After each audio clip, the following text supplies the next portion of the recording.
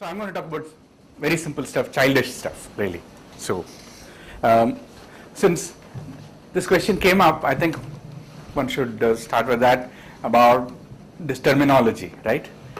People talk about parallel algorithms, distributed algorithms, and so on. Convention is that, for instance, if you go to our building 1 floor down or 2 floors down or further down, there are these cluster computers that are there, which are used for parallel computing by my colleagues here in physics extensively. And these are basically architectures where several things are happening in parallel, but there is a master control where you divide up the problem into component tasks, farm it out, and then collect results.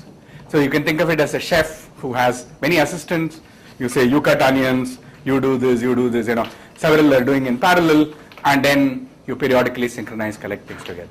That's really the PRAM model that you would read about. So that's really what is normally called parallel algorithms. By distributed algorithms, people usually, so distributed is a word that signals that these are autonomous ones, lack of centralized control.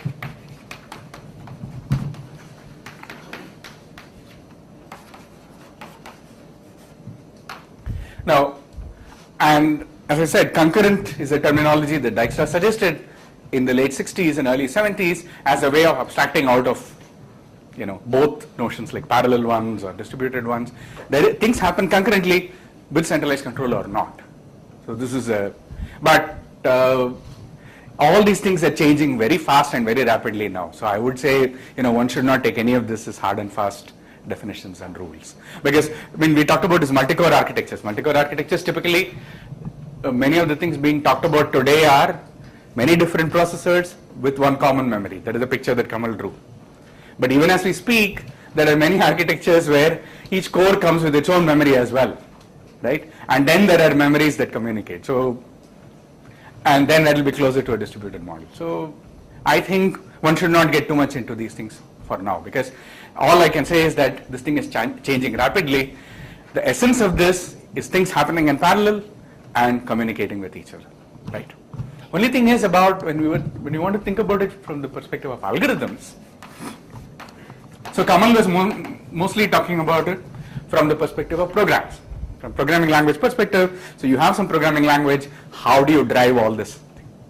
From an algorithmic perspective, there's basic algorithmic notions that we are used to. How do you think in a distributed fashion? And that's not easy if you want to do things concurrently. Okay, so let me start with the really childish example that I like. Okay, that counting, right? How far can you count on your fingers? 1, 2, 3, 4, 5 surely, but any more than that?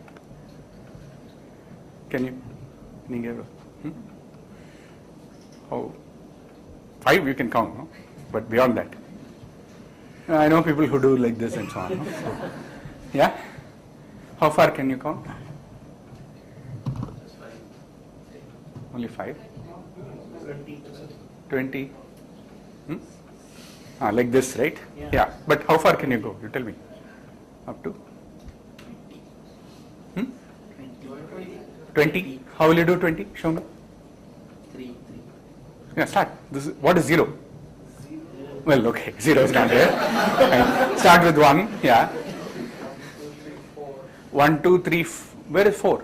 4 is this. 4 is like this, is it? Okay. Yeah. And well, sign language they use, I don't know if you know sign language, right? At least the English alphabet for 26 they use. And it's a bit complicated, but you can do it, yeah. Anyway, yeah. You got up to 4 now? 5, 6, 7, 8, 5, 6, 7, 8 like this. Okay. again 9, 10, 11, 12. So with 4 fingers, I can see you'll go up to 15, 16, but what about this one? 17, 17, 18, 18, and then? 19, and last. No. So I can only see 17, 18, and 19 in this. You are cheating. Okay, so this is how I would count. I'll go up to 31. Okay, 0, 1, 2, 3, 4, 5, 6, 7. Make sure I'm not cheating, right? I'm not repeating anything. 8, 9, 10, 11, 12, 13, 14, 15, 16, 17, 18, 19, 20, 21, 22, 23, 24, 25, 26, 27, 28, 29, 30, 31. Right? So how did this happen? Binary. Right. Trivial. Right? Now, thing is, when I do this with children, right? Now, I can't use all these, eminent people as volunteers, but if I had school kids, primary school kids, I have 5 kids standing here, and I want to tell them that, okay, you are a little finger. Imagine one child here who's acting as little finger. Then one child here who acts as ring finger. One child here who acts as middle finger. One child who acts as index finger, and one as thumb. Now, I want to tell them that what do they need to do? Instead of my putting up fingers like this, they have to put up their hands up and down, right? And they have to count from 0 to 31. 0 is easy, everybody's hands are down. Now, what should each child do? What will you tell each child? Let's start with the child who's acting as little finger. What should she do? Just up and down, right? Okay, I need some signal, let's say that I'll whistle, right? Some whistle or something, and every time you hear a whistle, what should you do? If it was up, you become down. If it was down, you become up. So, the little finger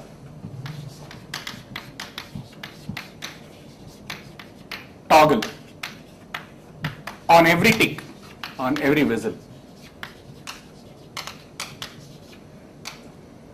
Okay. Now, what about the other fingers? Okay, so what are the numbers for which, let's see this, what are the numbers for which this finger is up? All odd numbers, it's down for all even numbers. Good. What about this one? For which numbers is it up? When does it go up first? 0, 1, 2. And then 3. 4 it's down. So, the next finger, the ring finger is going to be up for, down for 0, 1, then up for 2, 3, and then 4, 5 it's down, 6, 7 it's up, and then 10, 11, and so on. What about the middle finger?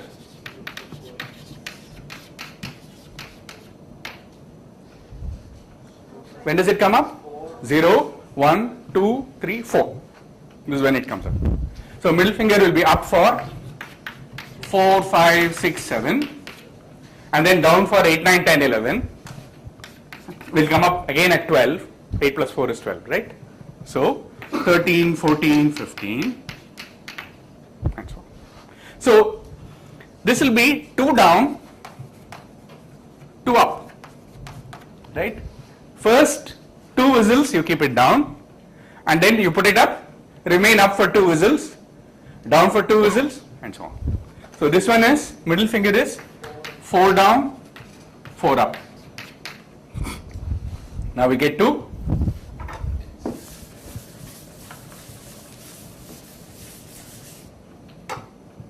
the ring finger. Quite easy to see because first time you come up is at 8. So 0 to 7 you are down. So 8 down. Oh, this. Clearly I am confused. 8 up. And thumb is going to be down for 16. First time you come up is at 16. 0 to 15 you are down. So first 16 whistles you are down. But I think it's not fair at all. Asking little children, to, you do it. I have done it many times. You do it, you give instructions like this, the children are going to get very confused. Because if a child makes a mistake, right, you're listening to whistles and counting, right? And if one child puts up, the hand too eagerly or too late, like complete chaos after that. So not a great idea. And remember, another thing bad thing about this instruction is, you are counting up to 32, and to do that you are asking these children to count up to 16 and 8 and all that. Something is not quite right. Surely you can give simpler instructions than that. What instruction can you think of? toggle when the lower significant one comes down. See. Think of this finger. What does this represent? This is 8, right? When does it come up? After 7. What is 7? Like this. What does this stand for? 4. When does it come up? After 3. 3 is like this. When does this come up? At 16. Before that is 15. This is very easy, right? So now I say, little finger, hey little finger, you toggle. For anybody else, what should you do? Look to your right. Right? Look to your right. When all hands are up, what should you do? Ask them to put it down and you put your hand up. So you put your hand up. When should you put it down? You don't think about it. Somebody else will tell you. Is it clear? So the rule is,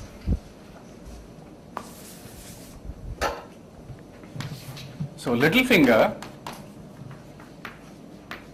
toggle on a whistle.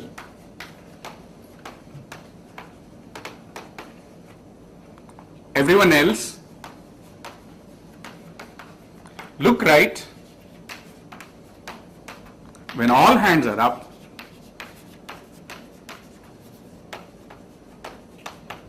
ask them to put it down.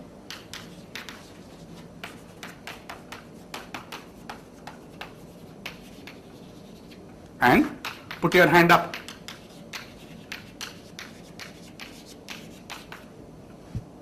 What have you done here?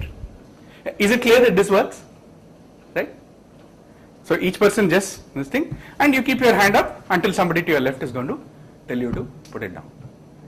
Is the idea clear? Is it clear that it works? Okay. And children understand it immediately, no problem at all. Now what's the difference between that and this? You wanted to solve a problem of counting, right? Counting up to 32, and you did it using counting up to 16, 18 and so on. Instead there is no counting at all here, right? Now that makes sense. If you are building, what are we doing? We are talking about an n-bit counter, right? Each is one component of the counter. It doesn't make sense to build a counter and say each of this can count also, right? Shouldn't have that much memory. Now, what is the memory required for each of these fellows here? 1. You are only showing your hand up and down. That's the output you are giving. And you don't have to remember a thing. What are you replacing memory by? By observation, by message passing, whatever you can call that, right? This is the heart of thinking in parallel or distributed algorithms. You want to replace local computation by communication. The trade-off is always between computation and communication. This little cute example, you can get rid of all computation and replace it all by communication. But that's really the trade-off that you want to explore. How much I can compute locally and communicate, right? And here, I have said something like this here.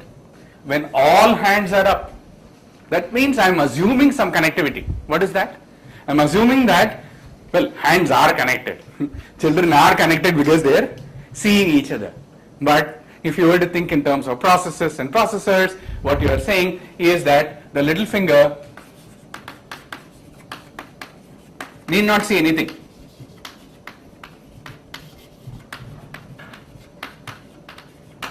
Other fingers see all processes to the right. So to the right, already says there is some directionality. I'm connecting them in sequence and everyone can see all the rest. So this is the second point that is a critical difference when you move to distributed algorithms. There is an underlying graph of connectivity, right? The connectivity is critical in the whole discussion.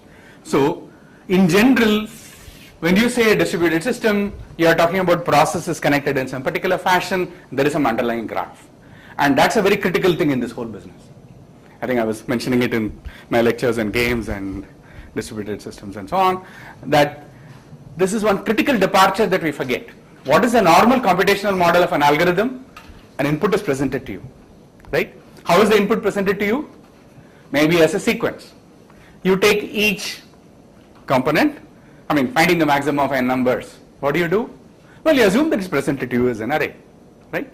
You compare elements and proceed. So in a distributed system, in general, you can't make such assumptions, right? Input may be coming in different ways. First, the input comes from other processors. This is very important, right? You have some external input and you also have communications. And the underlying graph of connectivity is very critical. So immediately you should ask here, do I need this much connectivity? Should each finger, each process be able to see everyone to the right? Certainly not. So what should I do to improve this? Yes? Immediate right, previous right. Previous, right. Yeah, but then tell me the rule, no? I have to change the rule.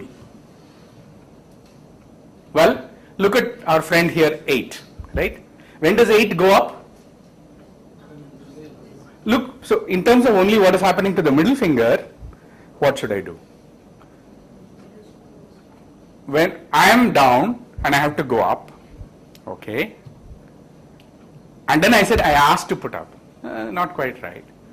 What should I do? Let's start with little finger. Just watch once again and see if you get the idea. 0, 1, 2. When this goes up, what has happened to this fellow? It's going down. Okay. 3, 4. When this went up, what happened to the one to the right? It went down. Okay. There seems to be one rule that whenever person immediately to my right is going down, I go up or toggle. There is a difference, right? It may not be going up. Okay. So this is 4, 5, 6, 7, 8, 9, 10, 11, 12, 13, 14, 15. So is it clear that, so when do I toggle in general? When the one immediately to the right is going down, I toggle. That's it. And we have taken care of this one when it goes down, right? So please do it yourself. Write down this bit string 0000 to 1111 and see what happens, right? You will see that I can replace it by this local decision, namely, and this is something again dear to distributed algorithms. In general, you have a graph of connectivity and you would want to assume that all you need to see is only your adjacent processes. If you can come up with an algorithm where all your decisions are based on what you see in the immediate vicinity, in some bounded neighborhood, that's considered a good algorithm because you don't know how big the graph is going to be, and in general you want to make local decisions. So this is one important decision. And this is, that's why I said, parallel algorithms also, it's of that kind, hypercube structures and all. You will see in general, you want to communicate only with your neighbors. So that the trade-off is now, first, trade-off is between computation and communication and connectivity. You would like to do all your communication based on as much local information as possible. You don't want information to necessarily having to travel from one end of the graph to another end of the graph. It should not depend on that as much as possible, right? And then in the literature you will find a so-called class of wave algorithms. I don't have time and I'm not going to go into this. This is only to refer to. Leslie Lamport has developed some very, very interesting wave algorithms. So these are considered wave algorithms where every process always communicates only with its neighbors. But the influence spreads you can think of like a wave, right? So information going from one end of the network to another proceeds in a sequence of waves, and then you compute how much you need, etc., etc. So I'm not going to go further on this counting example. This is to give you an idea of how one thinks about these things, right? Is the idea clear? And you see that the basic idea, the basic thing like we are talking about, like counting, for instance, already looks different when you start thinking in this, mode of where things can happen concurrently. And of course, this is completely sequential. That's also something one must realize, that even though processes can operate concurrently, they are, sequentialized by my algorithm, right? And you want it because you want an n-bit counter which proceeds sequentially. Fine. But in general, part of the idea is also to allow as much concurrency as possible, not make processes wait for each other. Here is one where they have a centralized control. What is the centralized control here? The whistle, right? There is a clock ticking, right? When do I take any action? When I hear a whistle, right? And that whistle is common to everybody. So there is one physical clock that's synchronizing all the activities. Okay. Now, that again may not be in general the case. And you would like to design algorithms where you don't want to assume that there is one single clock. Unfortunately, I'm not going to go into that kind of thing at all because that's much more complicated for today's purposes. So let me start with something that's the most routine thing that we do.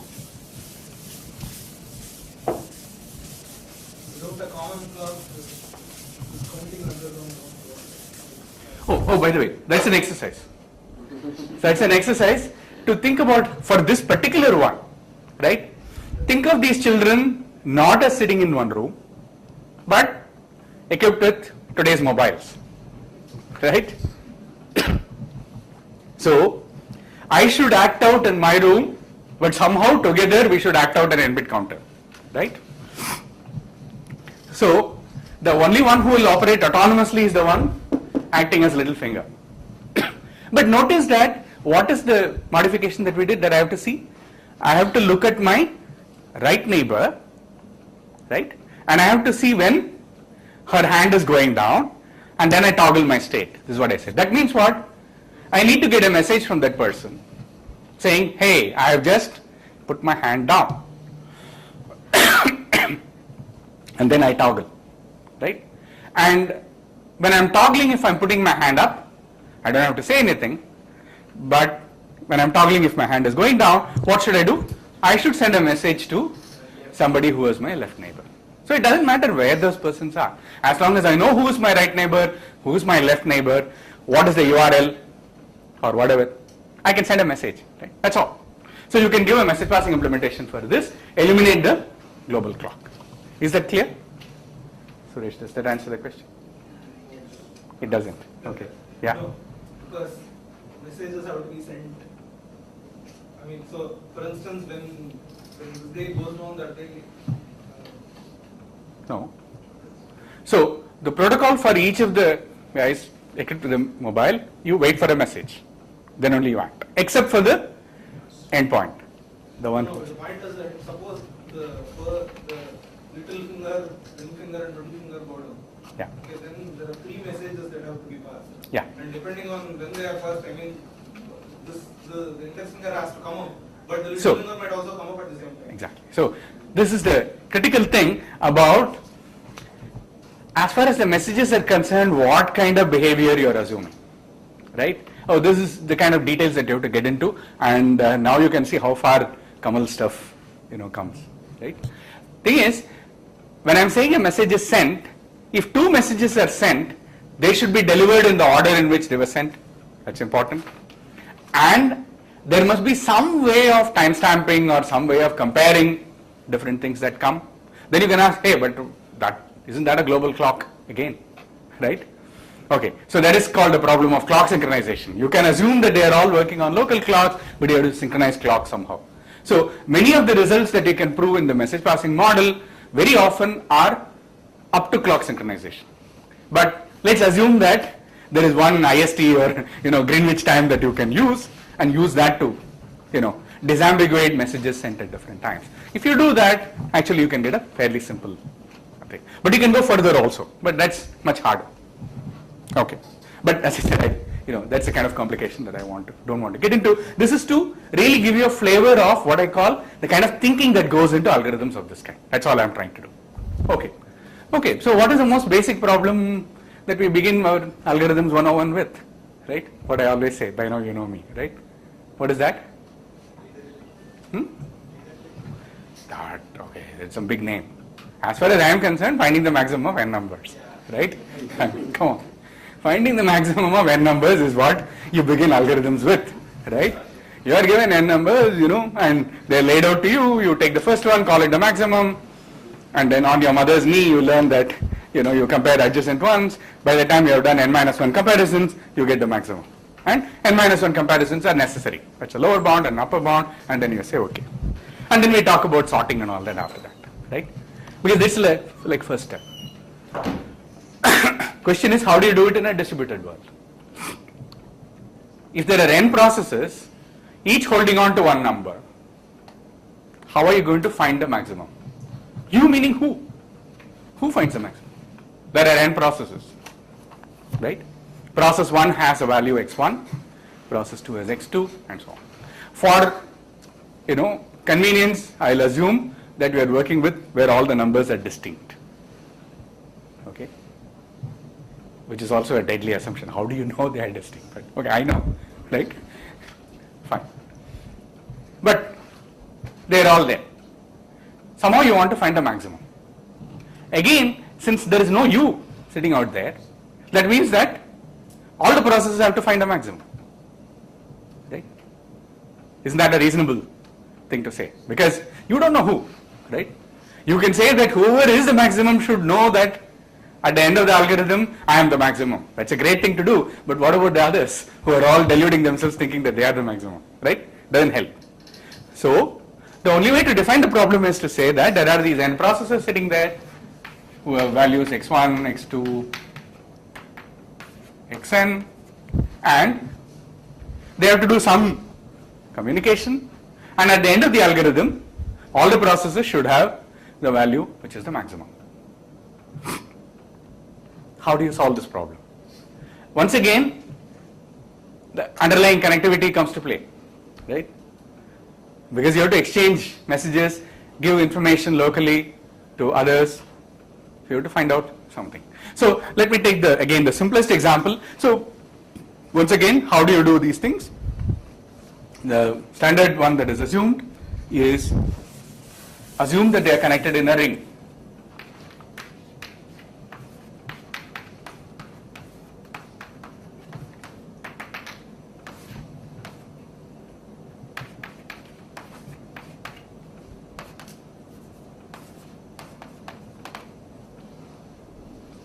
And I have made it a directed graph.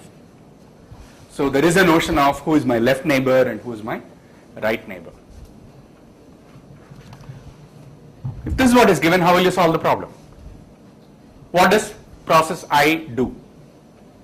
Processes are sitting at the nodes and the edges represent how they can communicate, right? An edge from here to here means that a process will send a message to the one which is I plus 1. Okay, so what does process I do? Yes?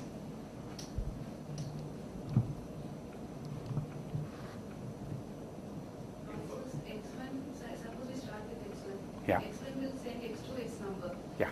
Now x2 will check, and if x2 is big, x2 will say to the next person that I am the big guy here.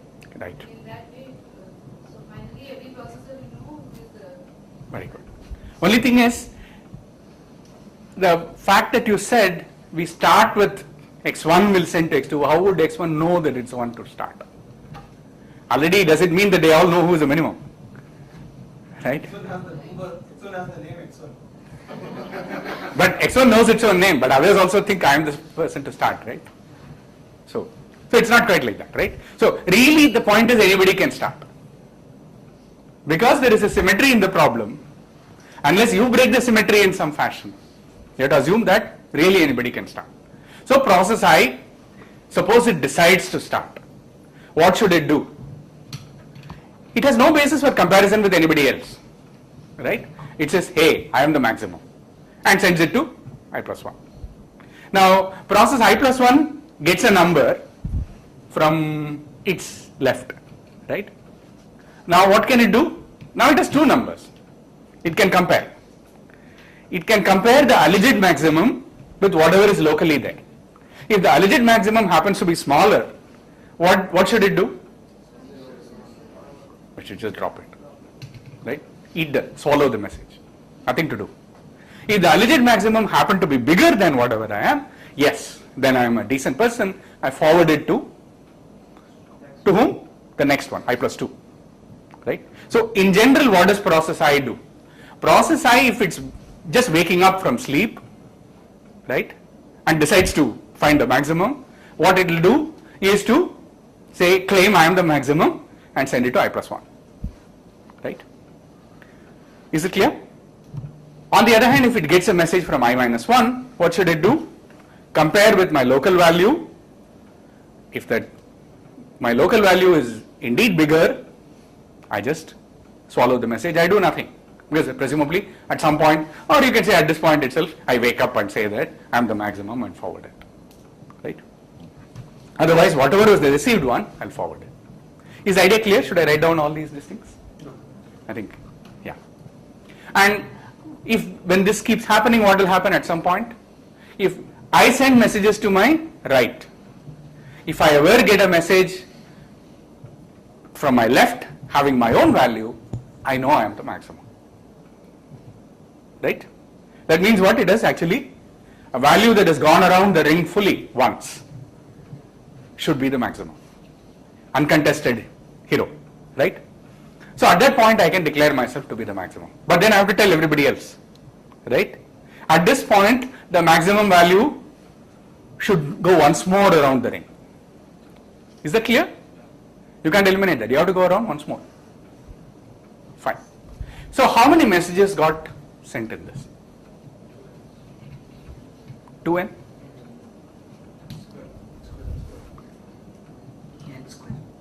N squared? Why n squared?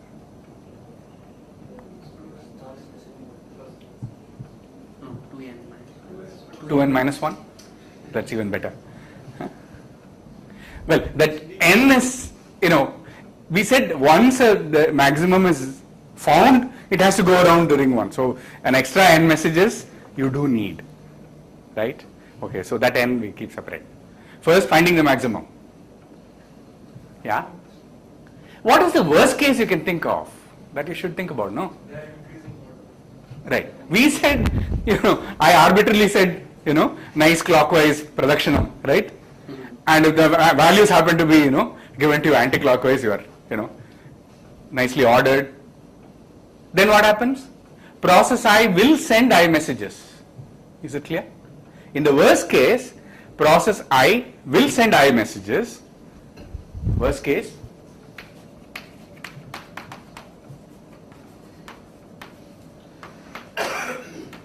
Sends I messages. Therefore, the total number of messages is I, that is order n squared. So once you have order n squared, that extra n is small change. Let's not worry about it. Right? So can you do better than that? We'll assume the same connectivity, same kind of connections and how they talk to each other, but can one do better than that? Is there some reason you don't want to break this symmetry and have each person do exactly the same thing? If you have somebody who you know is going to be the start, then you don't need. I erased that, I shouldn't have.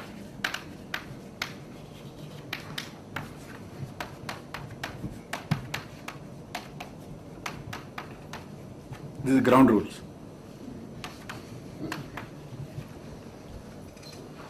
And okay, since he has asked why is this a golden rule, why do I want to not elect our dynamic leader and No, but then what about ask her to? In that example, I mean, in a way that was special, as compared to the rest of the. In fact, that is why I would say, in the convention I was talking about parallel and distributed, right? That was parallel, right? There is one, the great leader who is blowing the whistle, right? And everybody is acting according to her whistle, right? And Tamil Nadu, we know how that works, right? So, whereas this is, godless, so it's completely distributed. Right? No, but why do you want something like this? Why should you take it so critically? And obviously, come on, one process, everybody sends the value once, and that person finds, good old finding a maximum, n minus 1 comparisons, sends it back, tells everyone. Why not do that? So here is the leader. Yeah? Yeah? Why not do that? Well, the reason is why you think about this at all. One very important reason is fault tolerance or failure tolerance is the correct term. The whole reason for going to distributed systems and computing at all is because if something fails, the rest of the system should proceed smoothly. And this becomes a weak link. If that fails, the whole thing collapses. That's one important reason. So process failures is something that's taken very seriously in this whole class of thing. Another is simply because it's given to you, like internet, right? Geographically, these are systems that are there and they are autonomous. So here, that's one, you can't tell them what to do, right? If you're looking at internet protocols and so on, right, TCP/IP, how it works, things just come at will and join and leave, right? And they're geographically separated, they are distant machines. You can't have centralized control. Who's going to follow? You can't. It has to be something agreed on by all parties who will, join at will and leave at will. So it could be simply geographical or whatever necessity. And another very important thing which Dijkstra talked about, which I think is important, so let me mention that, is timescales. To me, this is one of the most persuasive reason for thinking about distributed algorithms at all. And as I said, this is really Dijkstra and Lamport. And mainly because you are talking about processes that can run on completely different time scales, right? Human beings giving input operate in seconds, right? Printers printing things operate in maybe milliseconds. Memory transfer operating in microseconds. Registers operating in nanoseconds. So by the time you hunt one key and press, the CPU could be doing billions of calculations. It doesn't make sense to think of, just because we have abstract pictures like this, right? Don't think that they are all operating on the same time scale, right? These are abstract pictures, and that's how we should do algorithms. When you're designing algorithms, you shouldn't be sitting and thinking, oh, that's a printer process, and this is a memory transfer and so on and so forth. Just think of them as processes, threads, right? And really, this is one of the tremendous insights of Dijkstra that led to the early operating systems that could do all this multiprogramming, right? The THE multiprogramming system, Brian Eindhoven was the one built on this kind of insight. I say that I'll do all my development assuming they're just processes operating concurrently. So don't think about timescales at all. That's a very liberating thing. And you can start thinking about how things will go. And then you only look at how messages are sent when, the kind of question that Suresh raised earlier about what if they come at completely different times, how will they synchronize? Yes, those are important questions to discuss. But the main point is that you can reinvent your familiar theory in this model as well. And it has proved to be extremely important and useful. I mean, internet is perhaps the biggest gift computer science has given to the world, right? Not the problem solver, the Turing machine, which computes things. That's very important. But really, internet is the, tremendously flexible mechanism where, modes of communication are not what you could have dreamt of. And this is my cue to mention that today is Turing's birthday. Turing centenary.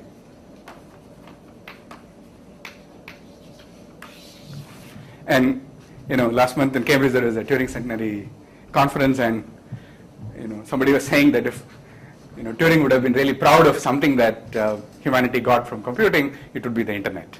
And Turing's great papers, one is this model of a Turing machine, and the other one is of what is called the Turing test. And most people compare and say what is the deep one and so on. But certainly Turing had this idea of computers communicating with each other, human beings communicating with computers, and all these, and how that in itself is a kind of embodiment of human intelligence. Okay, this is something that Turing was thinking of. Anyway, so today's program is quite apt in my opinion. And also we are planning to have, among this Golden Jubilee lectures, one day devoted to the life of Alan Turing and his work. Most likely in August, sometime middle of August we'll have one, and you'll get information on that. Okay, so let's get back to this model and then ask, how can you do better than this?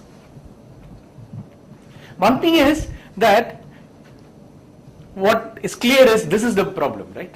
You're making process I send I messages. Can you fix this somehow, right? And make it all messages travel to one fixed neighborhood. So for this, I'm going to move to a bidirectional ring. So that means it's an undirected graph and or bidirectional, so messages can travel in both directions. So let's assume that what we have is a bidirectional ring, and it's an exercise for you later to see how you would do it for a directional ring, directed ring as well. So what each process does is, let's fix a neighborhood. So this is a K neighborhood.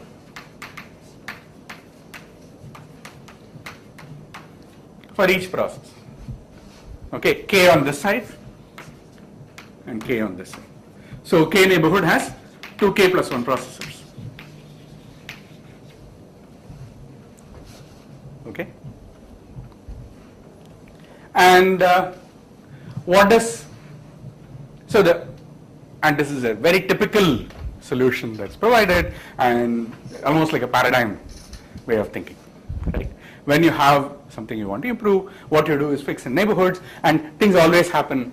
You know, everybody is always operating within their neighborhoods, and you expand the neighborhood as you go along. This is the idea. So what a process does is, when it decides to do something, it sends whatever its value to its neighborhood, right? So take the first case, one neighborhood. What does that mean? I tell my value to my right neighbor and to my left neighbor. And then what do? They check, they do the comparison, and if one of them is bigger, what will they do? They send it back to me, right? If it turns out that both of them say it's okay, I announce that I am the local leader, local thug, right? So it's all by deciding. So, and then the thing moves to the next phase. In the next phase, I already know that I am the leader in a 2 neighborhood. Then I go to the next neighborhood, 2 on each side. Among the 5, I am the leader. It keeps happening like that. Is the idea clear? Now what will happen? In general, so let me see.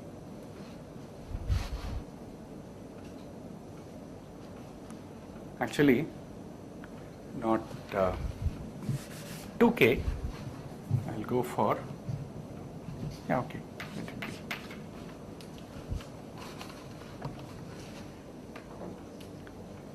How many neighborhoods like that should I look for?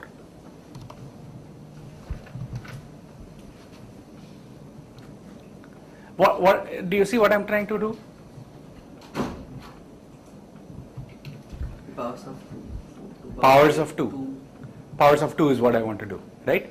Yeah. So if n is, let's say, order 2 power L, right? N equal to 2 power L without thinking about it. So I want to look at that many faces, L faces, right? So how should I do this? Any? Yeah?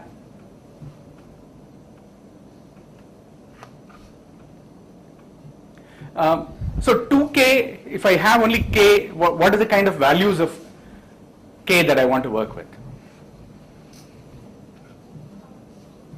In the Lth phase, what should be K? Am I hearing something? Shreya is saying, yeah.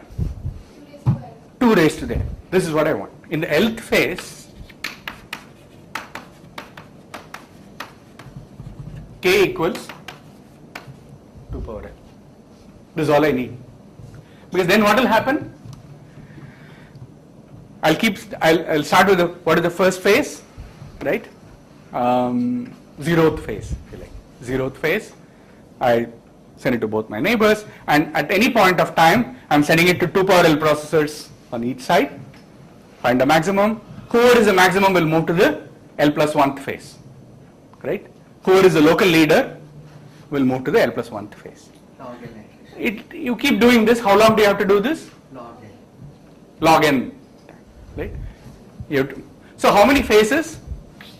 order log n phases.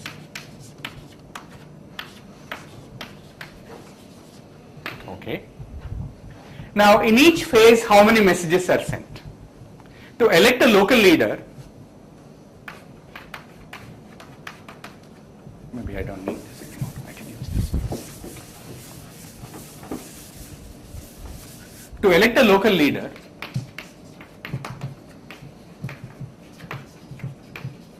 in the elect phase, how many messages are sent? 4 times 2 to the L. 2 to the L in this direction, it has to come back. 2 to the L in this direction, come back. Right? 4 times 2 to the L messages get sent. Messages.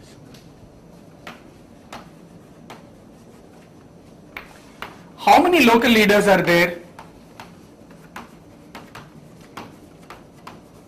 in the Lth phase? Remember, at the same time, it's happening all over the place. We are really exploiting the concurrency here, right? Remember, in the first phase when we are starting, everybody is comparing with their neighbors all around the ring, right? So how many are there?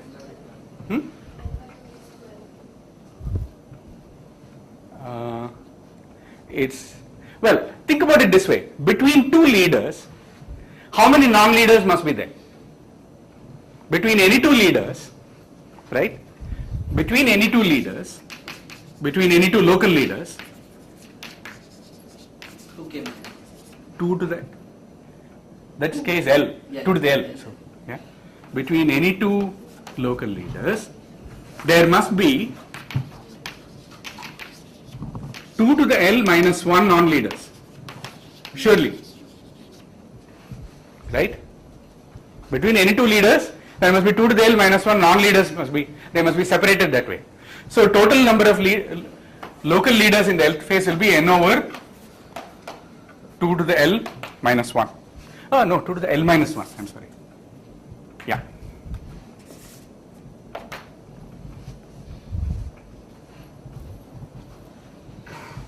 Yeah.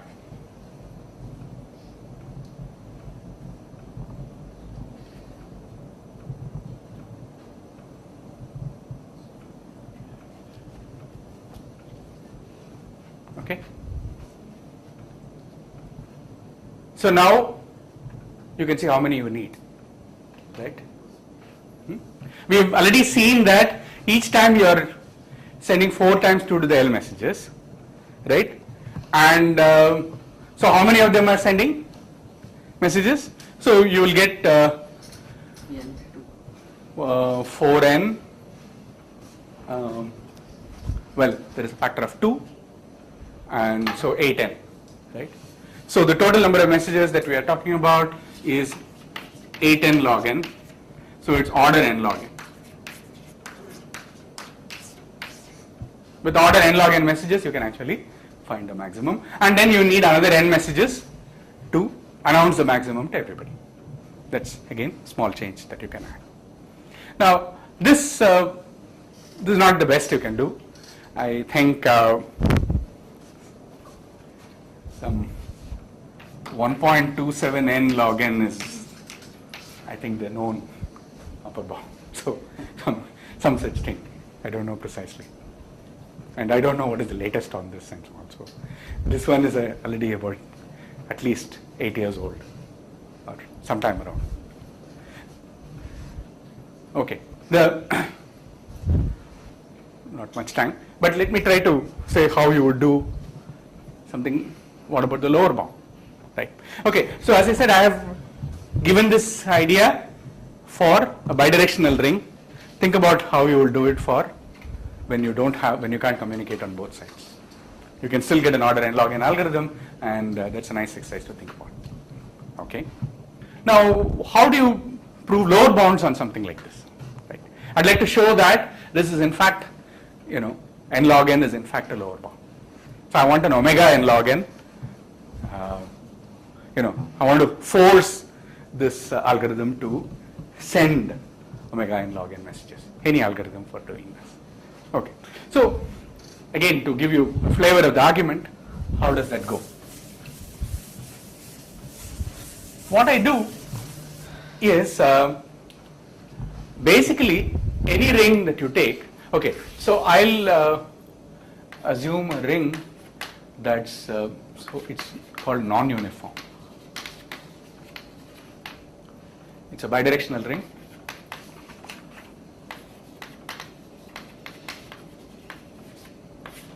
Non-uniform in the sense that processes no n. This is another important thing that you will find in the analysis of distributed algorithms, how much each process knows about the entire graph. The knowledge of a process about the global system is something that's an important criteria. It's not necessary in this algorithm that we talked about here, right? Do processes need to know the value of n? Not at all, right? It's a ring, so you just wait for something that goes to my right to come back from my left, right? So you don't need to know n at all. So such an algorithm is called a uniform algorithm. A uniform algorithm is another prized one you would like to work with. And remember, I am talking about a very, very simple graph here, namely the ring. Okay, another exercise is to think about how you would do something like this for an arbitrary graph given to you, right? Where you communicate with your neighbors and somehow it doesn't follow here. It doesn't follow. You have to do it separately. Okay, so the way you do it is that you split it into half. Think of it as two rings of size n by 2.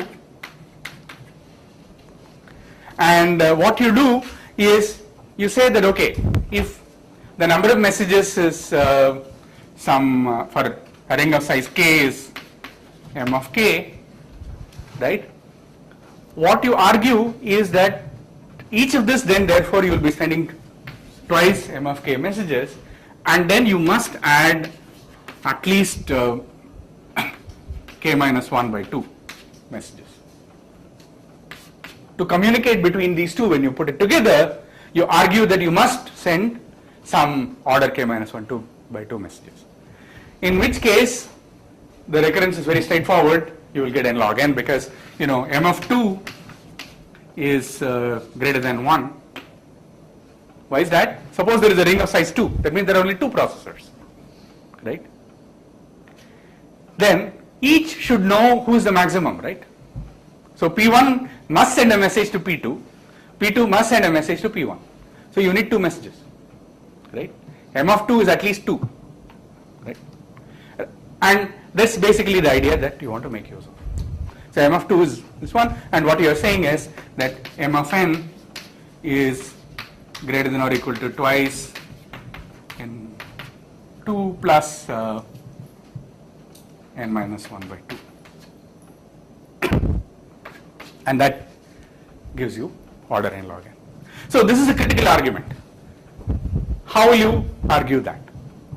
The way you do it, as I said first, it's the same argument effectively here. Look at all the processes here P and all the processes here Q.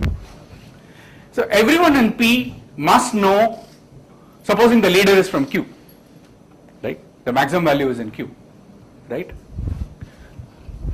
The maximum is sitting somewhere here, and somehow all the processes here must know who is the leader, right?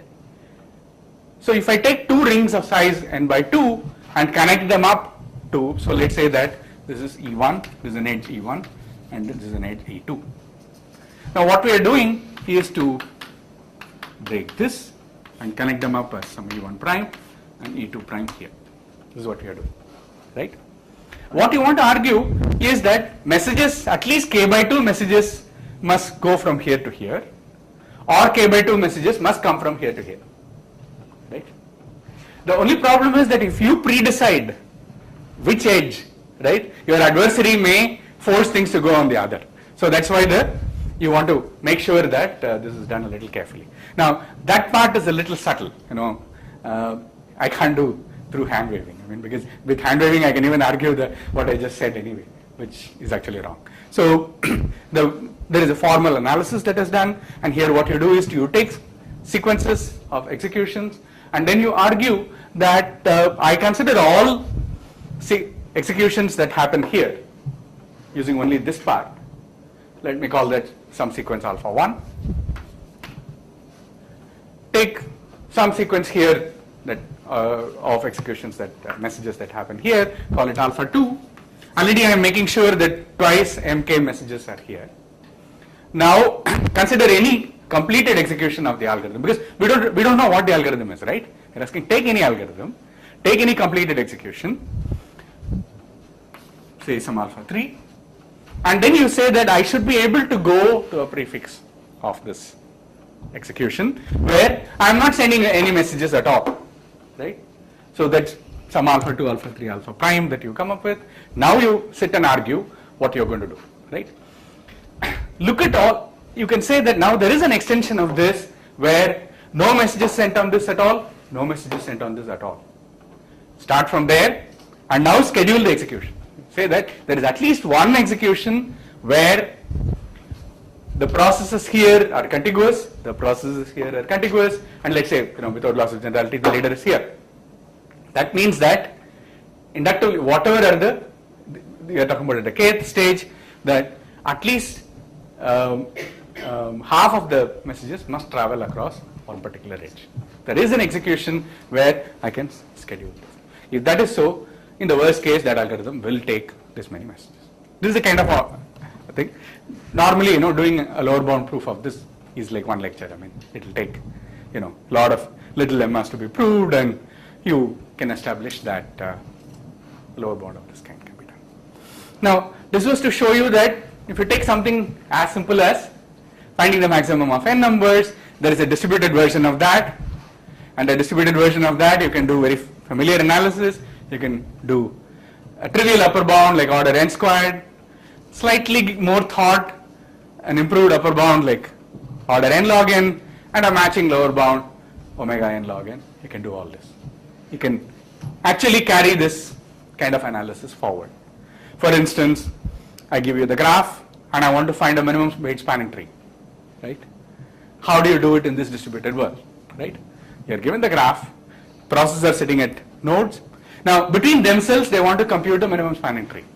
At the end of the algorithm, each process should have a copy of the MST at its node for the entire graph. Again, what is the connectivity based on that you can do, and there are some very nice algorithms. You can do upper bounds and lower bounds of these. You are given a graph, there are all these n numbers, you want to sort it, right? We talked about finding the maximum and minimum. So I'm trying to argue to show you mainly that in the familiar world of algorithms, all algorithmic problems that we know of, you can start thinking in these terms. Some of them are easy, many of them turn out to be really hard. Like for instance, what I said about MST, finding a cycle in a graph, checking whether a graph is bipartite, there's, nice algorithms that you learn in 101, you can start, what is BFS? How will this, distributed system together run a BFS on my graph, right? How do you do it? Well, there is an algorithm for that. So, this is really a semester's job, not something that you can do easily. And turns out that many of this analysis is really, really tricky and very simple problems, and many of these lower bounds are not known. I mean, it's an area with lots of open problems. Then comes more interesting ones like randomized algorithms, right? Randomization, once again, distributed randomized algorithms, I'll say, is really where the action is, because they're really tricky and a lot of open problems there. So let me end with one remark. When you want to move to distributed systems like the internet, okay, there is another dimension that comes in, and that's, to me, is something very interesting, namely that after all, the paradigm that we are thinking of is that an algorithm designer says this is what you should do, and all the processes sitting at nodes are nice, well-behaved algorithms which do exactly what the designer tells them to do. If we are thinking of things like the internet that I was talking about, right, these are so-called protocols where processes are in computers, autonomous computers, and all communication is managed using some communication protocols. It's no longer the case that you can assume that everyone will follow the protocol. So another model that is considered is one where each of these processes have their own private objectives. They have certain goals. They'll follow the protocol, follow what the algorithm designer says, only up to a point. If it gets me, good behavior. Otherwise, I don't. Well, oh, by the way, one of the basic ones and extremely interesting one is connectivity. I have this graph. There is node S, there is node T. I want to find the shortest path from S to T. In a distributed algorithm, it's extremely interesting. Now you can say that, well, supposing you are trying to do this on the network, for instance, on the internet, right? How are these things done? You know, packets are forwarded using routers and so on. Now, that assumes a model where every process is willing to forward a packet from some unknown source to some unknown destination. For what reason? Strictly being altruistic, being a nice person, etc. You can't assume such things, right? Now, so one model is to say that take the same problem, same development, all these things, but also allow these processes to be selfish. The maximum problem, for instance, become one where all these processes have these values x1, x2, etc., but they may lie about their values. Because, for instance, there is a reason for finding the maximum, no? In algorithms, you never think about what is the goal of the algorithm, right? The goal of the algorithm, find the MST, find, the maximum, compute the shortest path. Usually there is for a reason. And the participants in the algorithm know the reason. Can they exploit that, right? Now, as I said, Nissan takes this lovely example of where the maximum is computed so that a service is provided. Then I lie, I say my value is high. So you can come up with a mechanism by which processes not only do this but get a payoff or have to pay the algorithm something, and then you can try to change this. And then it becomes game theoretic. Okay. Many of the problems that we can talk about, again, this development you can do, but finding the maximum is something, it becomes a dominant strategy equilibrium. Finding a maximum independent set, there you get a Nash equilibrium. Finding MST, you are talking about something which is a conditional equilibrium, and so on and so forth. So there is a very nice development that you can do. Start with algorithms that we learn, but as distributed algorithms. Over the last 25 years or so, there is a body of literature that has developed, which gives part of the core that we talk about, quite a lot waiting to be explored. Then the other recent development of looking at it in models of selfish agents, where even that is still dark. When we know only a handful of algorithms of that kind, largely we don't know how the entire development would go. That's it. Thank you.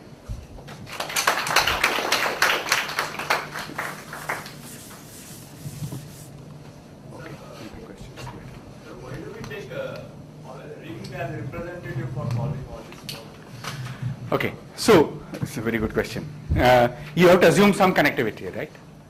Now, so first you have to assume that it's a connected graph.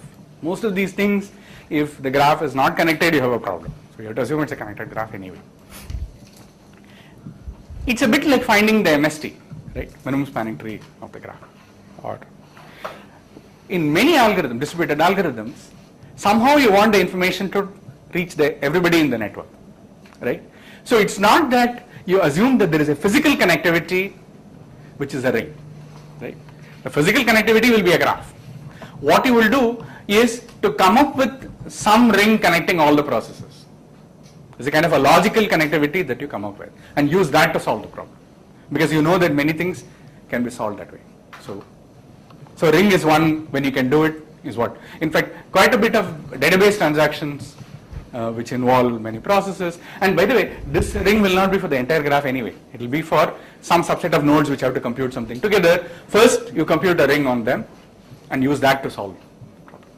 So these are virtual links that you set up and communicate on that virtual link. That's the idea. So ring is one thing that normally people work with. Star networks. Star again, not because you have a star available, but first you come up with a kind of a logical star that on your graph, and then communicate on those links. So, anything else? Any other questions? And there are also failure tolerance notions of these things. Oh yes, of course. I put it down. So how much? So that's a very important. So what are the parameters that you study in this whole thing? One is number of messages. I, talked about synchronous processes. These are synchronous rings, so the number of rounds of communication you can talk about. Time complexity you talk about, but message complexity is this thing, because the big trade-off that you are looking for is computation versus communication. How much you want to do. You want to do as little as possible locally and transfer it all into communications. The other parameter that's very critical is failure, right? How much failure can my algorithm take, right? Can I come up with one, so the notion is of K resilience. You want to say that my algorithm will work as long as at most K processes fail. Now K then, given N, what is it? Now of course it's going to be some fraction of N. So agreement problems, typically you show that if 1/3 of the processes fail, you can't do anything. So strictly greater than, the number of failing processes must be strictly less than 1/3.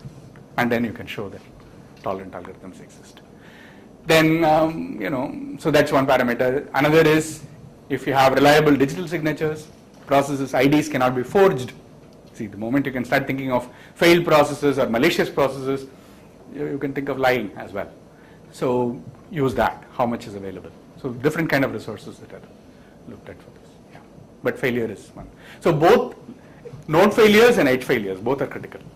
So some node collapses, its entire neighborhood is gone. And then you have to find some other way of rerouting things. And edge failures is usually easier to work with, except in the asynchronous mode. In the asynchronous world, edge failures are the most deadly ones. So, well, there are these books by Nancy Lynch, not a great book, but I'm recording this. But, yeah, I hope you will edit this out, right? Yeah, but it's there, and it's a tome. It's something that there is also a book by Gerard Tell, and there are a few, but Barbosa. Peleg is a little better, but they're all better for different things. So unfortunately, that's the situation. Can other topologies can be mapped to ring, for example, hypercube, so that you can form a ring there? You can, but it's usually pointless because the algorithms that exploit the structure of the hypercube, are so structure dependent that when you do this, you lose all the flavor of these. So this works in the distributed case. I mean, when you have a hypercube architecture, which you can have on your board stacked up like downstairs, it's best to use that, and you get much better results. Okay, thank you.